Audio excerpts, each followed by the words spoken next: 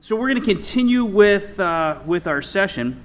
We're now going to move into to our first panel. So if I could ask Mel Bernstein and Karen Oates and John Leonhard to come join me at the podium, that would be fantastic. And I'll just do some introductions while the group's coming up.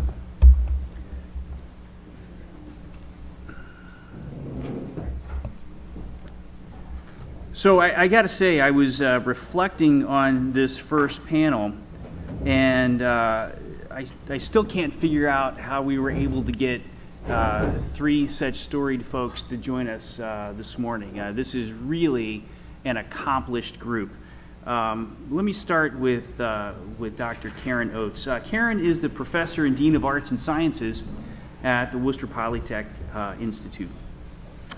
Karen's got BS in biology from Rochester Institute of Technology and a PhD from George Washington. She is an innovator.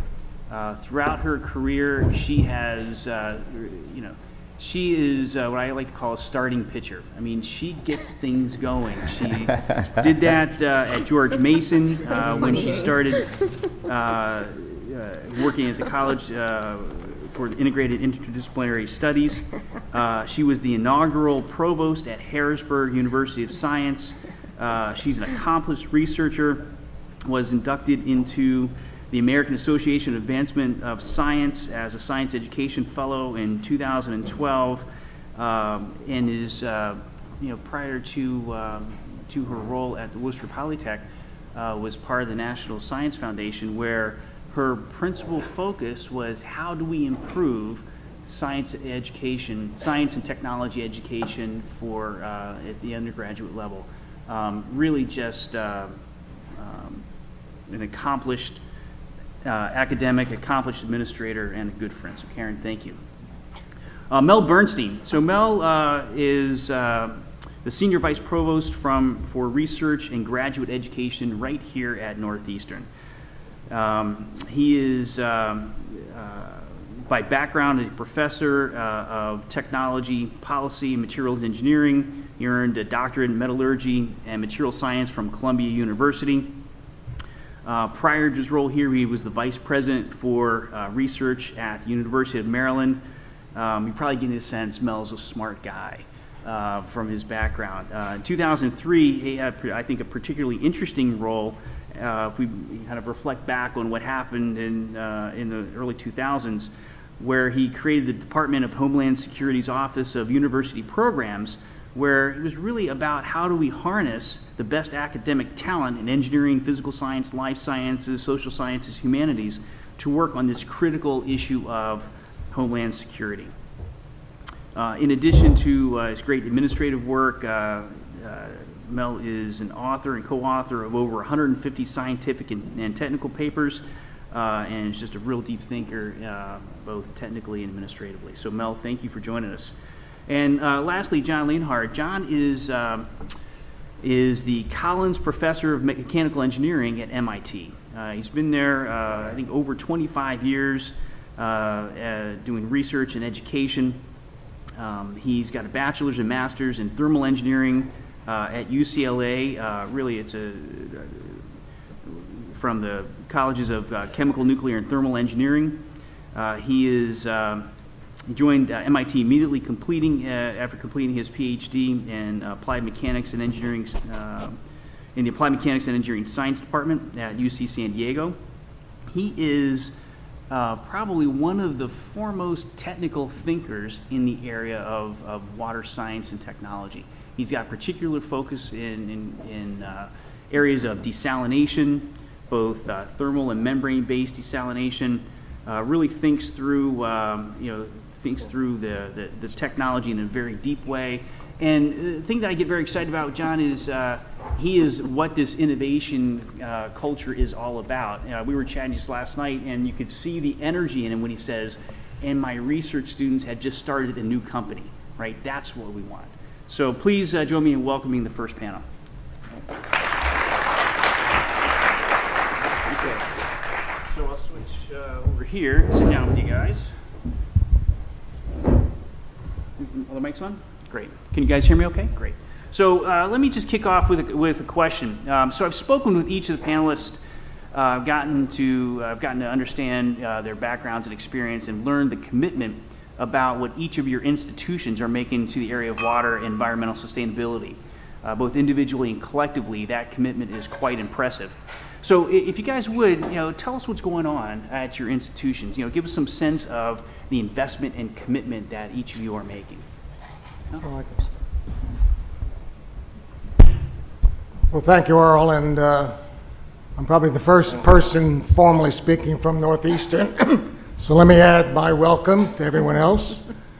One of the things about opportunities like this, it really reinforces the coming together of what is generally thought of as the public-private partnership, is how do you now engage the best and the brightest from universities, from government, and from industry. And I think we're seeing, and certainly Massachusetts is a wonderful example of the ability to be able to do this. Now at universities, of course, we're constantly challenged by trying to keep ahead of our students, who really drive the process much more effectively than we do.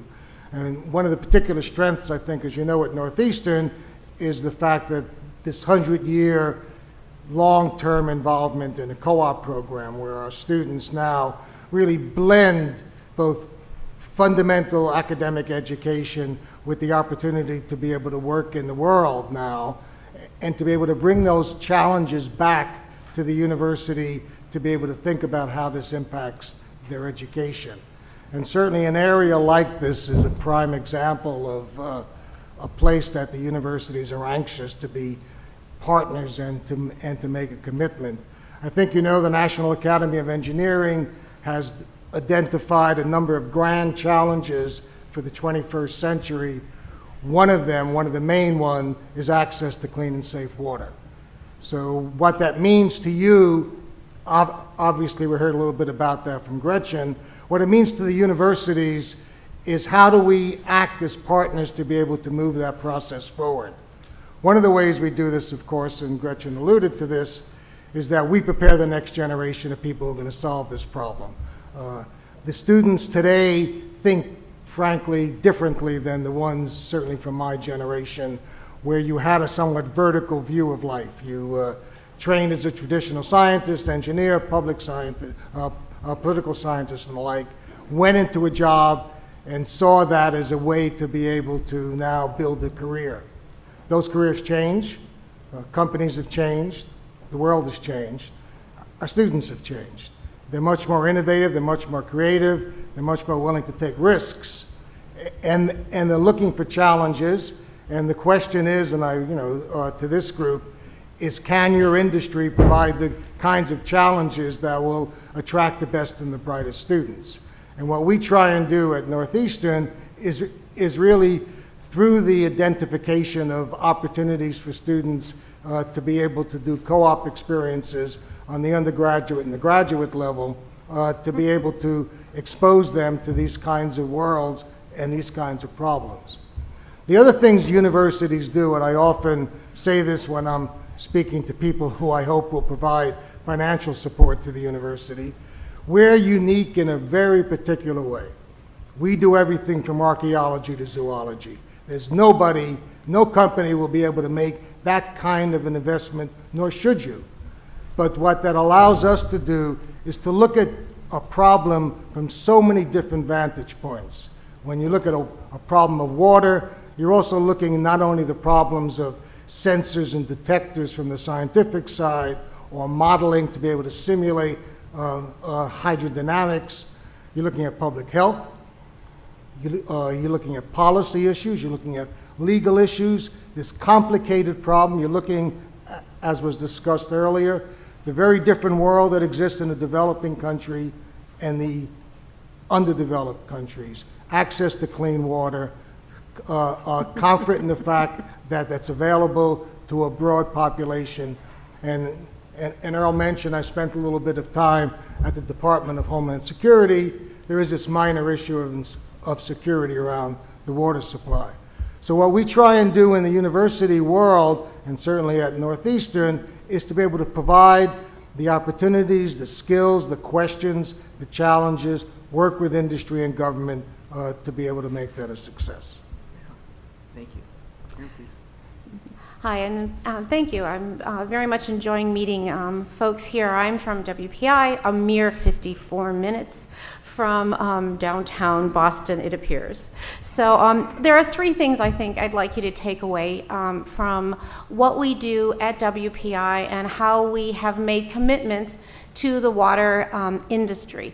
So the first thing is we have a water resource center. We have a center that brings together chemical engineers, environmental engineers, political scientists, those who are involved with policy, along with our environmental studies groups, biotech group, and we have this year really done starting to really invest in this center as a means to bring faculty and students together to help solve some of the problems that we have been able to identify in the water systems around Worcester and around the state. So first thing you should know, I think, about WPI, being a very techie kind of school, we try to bring our scientists and engineers together to help solve problems. The Water Resource Center is a very good example of that, and I think I saw John Bergendahl here, who, I see him in the back, who represents the center, so he'll be here today.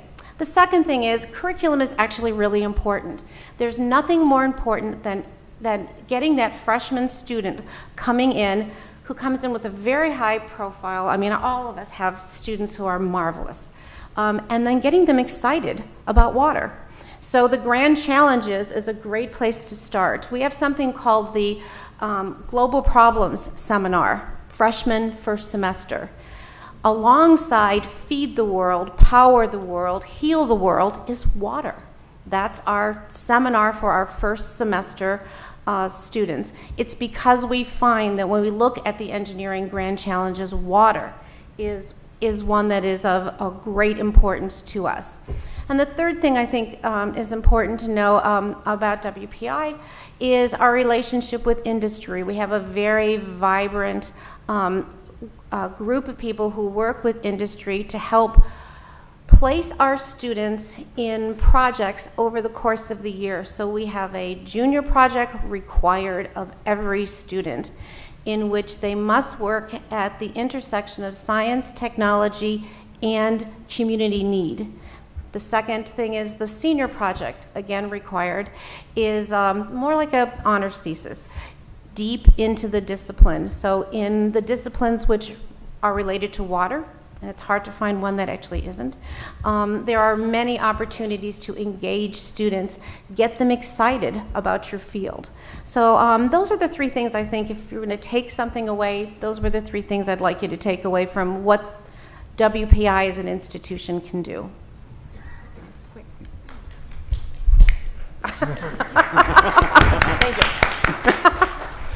Thank you all. I'm John Leonhard from MIT, and I'll tell you a bit about some of the activities we have at the Institute. MIT is engaged in water from many, many different perspectives. We have, of course, activities in water technology that I'll say a bit more about in a minute, but we're also involved in hydrology. We are involved in the coastal and global oceans. We are involved in the coupling of those oceans to the atmosphere and the potential effects on rainfall and climate change. We are, in addition, involved in the design of cities to manage water and to use water effectively. And we are involved in policy and negotiation around water and international rights related to water. So it's a very big footprint. Roughly, 10-20% of our faculty have a footprint in water in one way or another. Now, in terms of technology, which is really my focus, we have research activities that deal with a large number of issues related to water supply and purification. We have faculty who are working on advanced membranes, membranes that are, say, fouling resistant, membranes that are chlorine tolerant, membranes that have higher strength than conventional membranes, and related aspects of, say, high flux membranes and what sort of phenomena you might get if you were able to put more water through a membrane under a given pressure. We have faculty working on electrochemical separations, advanced electrodialysis technologies. We have actually several groups interested in the detection of leaks in water distribution networks. And we have a number of faculty who are interested in advanced sensors for detecting chemicals or biota in water supplies and water systems. And finally, we have a number of people who are engaged in the problem of very high salinity water, such as you might get from hydraulic fracturing, and the issue of remediating water like that and facilitating for the oil and gas industry without wrecking the environment is something that's very high on the agenda at MIT as well. Altogether, we have, I don't know, hundreds of students doing research on one aspect or another of water, and we have many, many millions of dollars of sponsored research in the area. All of this activity is consistent with MIT's core mission, which includes the effective deployment of technology for the economic and social benefit of the Commonwealth, of the nation, and of the world. MIT receives roughly 150 US patents issued every year. MIT faculty and alumni have founded 26,000 still existing companies, which employ 3.3 million people and generate roughly $2 trillion in worldwide annual revenue. A number of these companies are in water. Some of them are established players here in the Commonwealth. Some of them are startups here in the Commonwealth. But we see ourselves as deeply engaged with the water sector and hoping to see this cluster move forward and tie us more tightly. In terms of things that we could gain from industry, our students very much benefit from the opportunity to talk to professionals in the industry who know the problems in detail. Our students come to these problems with fundamental scientific knowledge, tremendous creativity, but maybe without the context in which to frame the problem, without the knowledge of what are the second order issues, or what are the things that actually make a plant go offline. So we've done a lot to get students out into the community. We've visited MWRA sites, we've visited local startups, we've visited established companies here, and all of that enriches what the students know and what they bring to their research. So we're very happy to be here again today. We're very happy to see all of this moving forward, and thank you. Very much. But, you know, I hadn't heard it phrased the way the governor phrased it, and I will paraphrase, because I know I won't do it justice. But he said, look, education and people are our natural resource here. Listening to that, that message really comes home in earnest. I mean, we really do have, and there are other universities as well that certainly are represented by the panel, but you can breathe in just the depth of capability that we have here. So guys, as we're talking about innovation, early innovation often starts in university. Tell us a little bit about your perspectives on how innovation coming from university can be successful. What are some of the key success factors? And what are some of the roadblocks that can potentially get in the way of great ideas and technologies being developed in university and maybe failing to get to the market? Well, there's the one that you hear most often from the people who are here today. It's very difficult to deal with universities in terms of intellectual property. I can tell you certainly that's a message that this university has heard, and we are working very hard to be able to not eliminate the challenges of ownership and that approach, but to really make it as effective as possible to be able to enter into these kinds of relationships. What universities do best, and I think as Earl said, is we come up with the ideas. We basically create the sense of attacking a large-scale problem. An advantage we have is that we attack problems from a variety of fields. So we work at Northeastern on sensors and detectors across a whole spectrum of applications, some of whom could be applied to your particular industry. So what universities are trying to do increasingly is to be able to take the innovation, the creativity that students and faculty bring and form partnerships or relationships with the companies both in this country and abroad. The other point I would make, and I think you've heard that, where it's irresistible for all of us to brag about our universities. I wish I had quite the same dollars that MIT has. But one of the challenges and one of the things that the governor alluded to is that the universities in this region have not had a long tradition of active collaboration. Faculty collaborate all the time. What we're seeing now is a very different approach. 5 of the universities, including MIT, Northeastern, Harvard, BU, and UMass, just opened Green High Performance Computing Center in Holyoke to be able to provide access now to high performance computing both to the university community and to industry. Simulation is an important part of what goes on there. That's going to be an important part of your industry.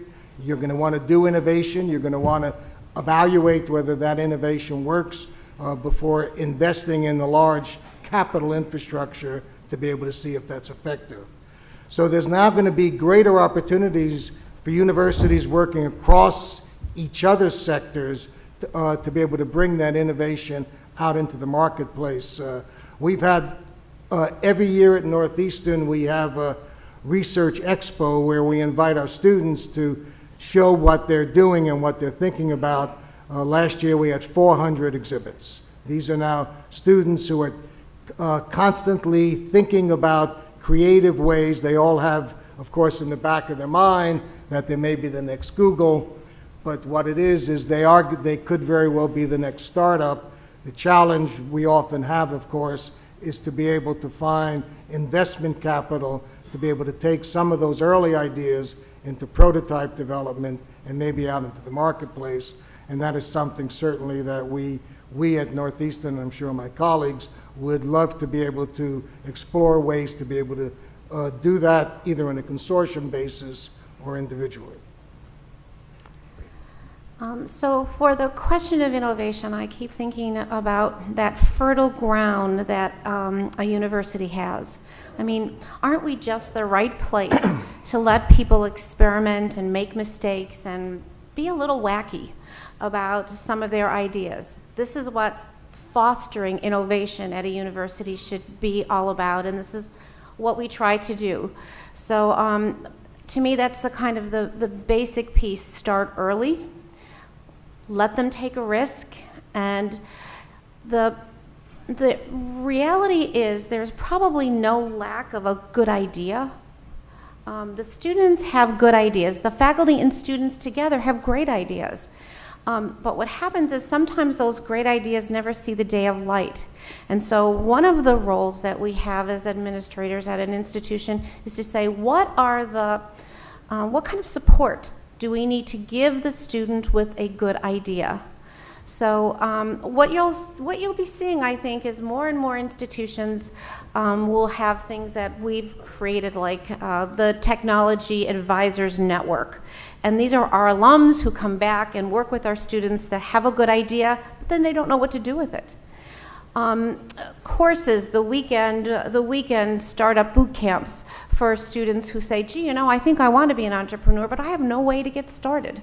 So universities are going to be, and are, doing a lot more with the students to say, you have that good idea, we don't want you to keep it in the dorm. And in fact, my measure of success on innovation would be that not only do I have one person who works with our students and faculty who have a good idea to turn it into product, an IT, an IP person for just students and faculty, that I have to hire a whole bunch of them. That's my measure of success.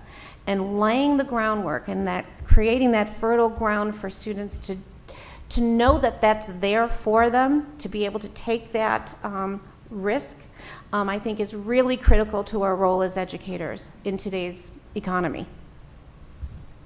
Thank you. The key thing from my perspective for getting innovation is getting good ideas together and really breaking through what might initially be a not well-phrased problem into a better phrased problem. Our students will start a graduate thesis with a topic that maybe I give them, it's loosely defined, and we'll put them in a room with a lot of other students, and we'll keep discussion going. We have students meeting weekly in groups of 10 or 15, just to talk about their research activities and ideas. And through that process of kicking things around with other people, things germinate and ideas get better. But to make that possible for us, we need as well funding that's not too terribly mission-oriented. There are some agencies, some opportunities, they want you to design a specific thing for them.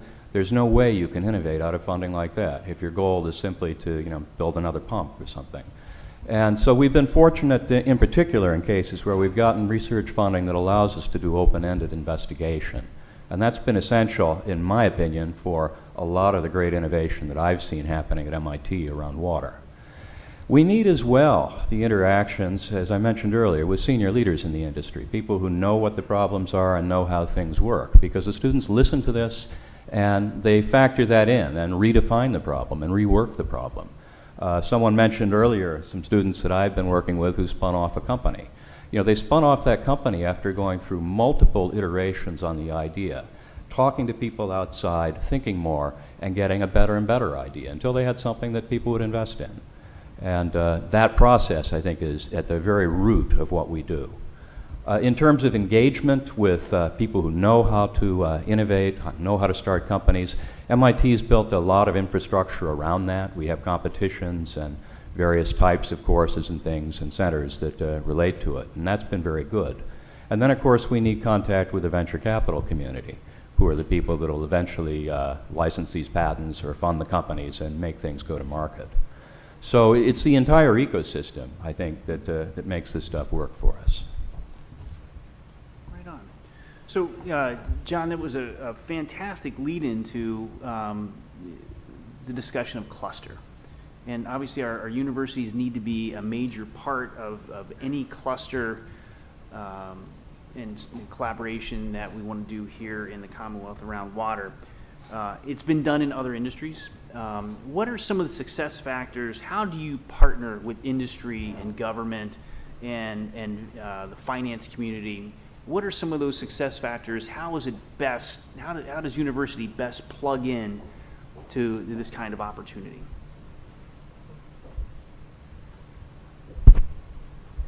Well, I mean, at its core, it's mutual self-interest. I mean, there has to be a good reason for these communities to come together. Either they're encouraged to come together. I had mentioned the Mass Green High Performance Computing Center. The Commonwealth encouraged the universities to come together. There was a need, there was an opportunity to be able to have economic development in an area in the state that needed it. There were industries that continued to request of us that they wanted to have access with the universities for high performance computing. So you now brought that group together, and then you really have to think about how one establishes the best kind of relationship. And maybe I'll give you an example of something that is ongoing now. I think, as you know, on the national level, one of the major thrusts of this administration is trying to respond to the challenges in manufacturing and where the United States stands in terms of manufacturing across the world. And the government has now entered into competitions. A first large manufacturing center was given last year. It was based in Ohio and Pennsylvania. You could make your judgment as how that related to the election process. But beyond that, there's now a commitment to build 15 such regional centers across the country. New England is looking on how best to be competitive in that arena, to be able to bring together universities, industry, and government around a common large national problem that each of the sectors knows they cannot solve on their own. Now, it is not easy to do. Everybody has particular views on how that's done, ranging all the way, of course, from the idea of intellectual property to the ability to be able to deal with trade secrets and other kind of information.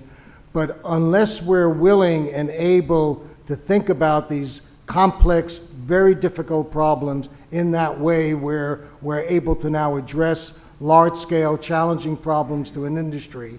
We have another example here. There's a group of companies, particularly along with universities, called the Advanced Cybersecurity Consortium, that is under such attack in terms of cybersecurity that companies, and these are mainly financial companies, have done something which you and I would have not predicted they would be able to do. They are sharing corporate information with their competitors around common challenges because the larger challenge is so great. So it really then becomes a matter of perspective.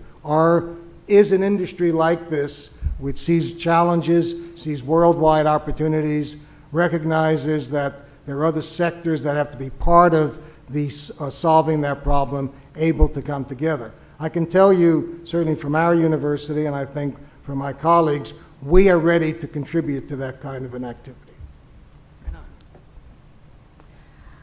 I agree, and I'm sure I'm going to agree over here. So let me just try to think something a little bit different. So before I came to WPI, I worked for the federal government, and there was a very big kind of shift in culture between different administrations, and in the administration that we have now, it was really important for those of us at NSF to work with NOAA, to work with EPA, to work with our colleagues over in DOE. This was it became important. It became something that was really valued by our leaders. I think that in Massachusetts, it's one of the things that's really going to help with the corporate industry government is actually the stage that our government sets. So when we have our congressperson and our senator here and the governor comes and speaks, that's a message to us to say this is really important. We ought to be all working together. So that's part of the kind of ecosystem that we're going to build. So working with industry isn't just working with industry, it's the permission in a very unusual, it seems silly for us to need permission, but actually setting that culture and saying, this is a really good thing for you to do and we're going to value it, is different than what I think my colleagues are going to say, but I think it also is part of an equation. Centers, I believe, are also really important. You've got to find a place for industry to come into your institution, get to a person, and make things happen easily. It can't be that you are just fighting, to find the right person in the right place, or else sooner or later people give up. So one of the things I've been really very careful to think about is, okay, if someone has an interest in water, where do they go? Who's the champion? Who's going to make it happen? So those are the two things I want to add to the conversation is there's a culture that's set within your environment, and I think Massachusetts is so lucky to have this kind of a great working relationship with its partners. And when it comes to the institution, we've got to make it easy for you.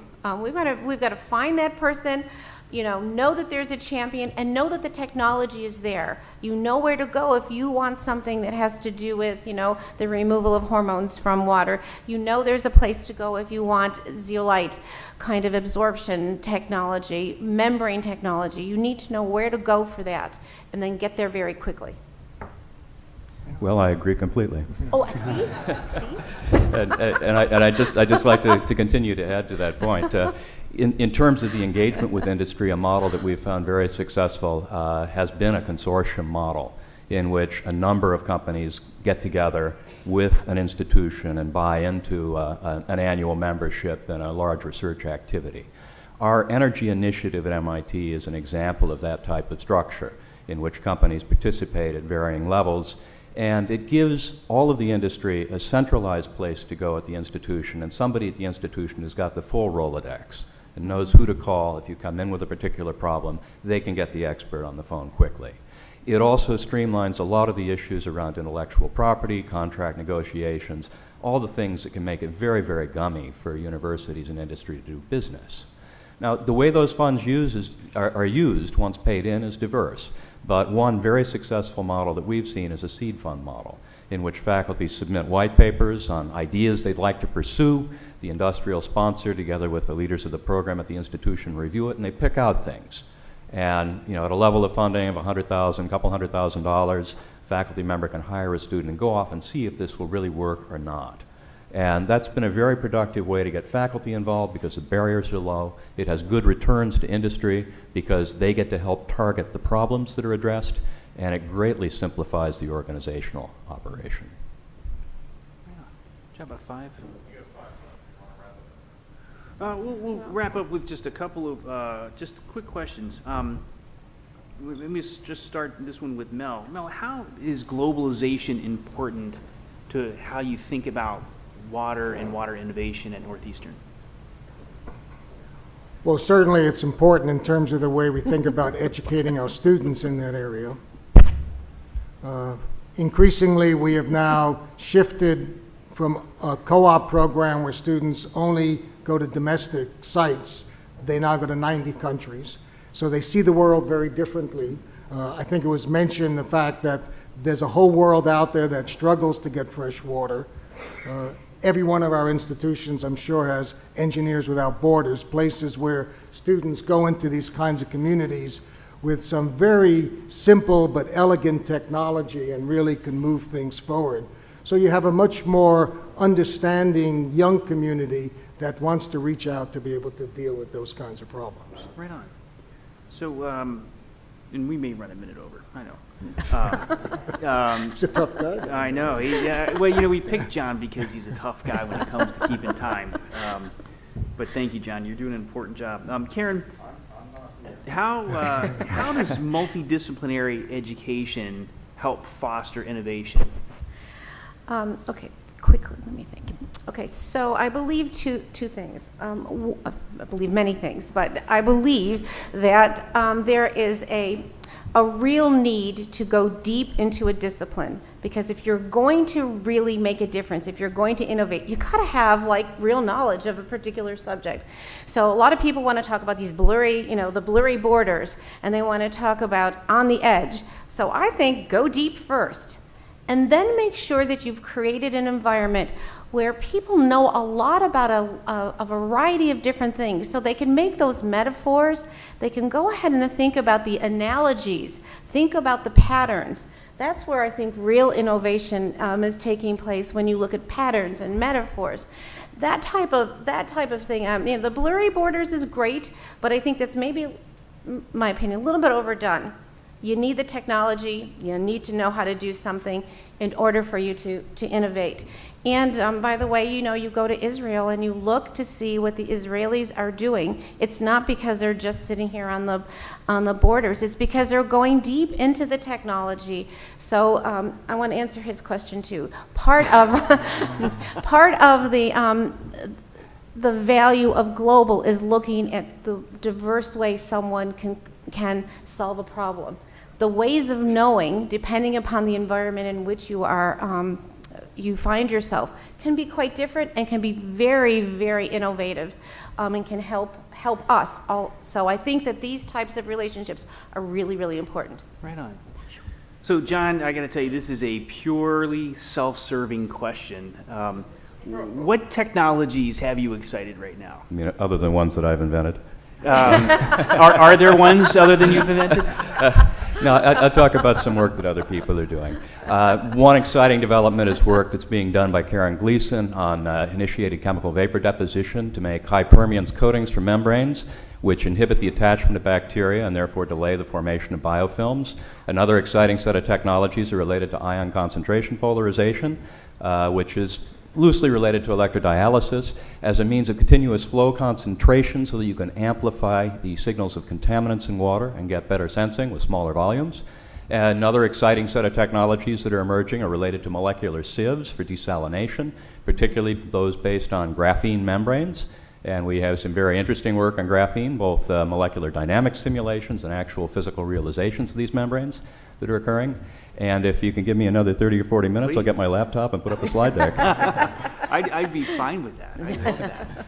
Well, please join me in thanking the panel. I thought that was just fantastic. Thank you all.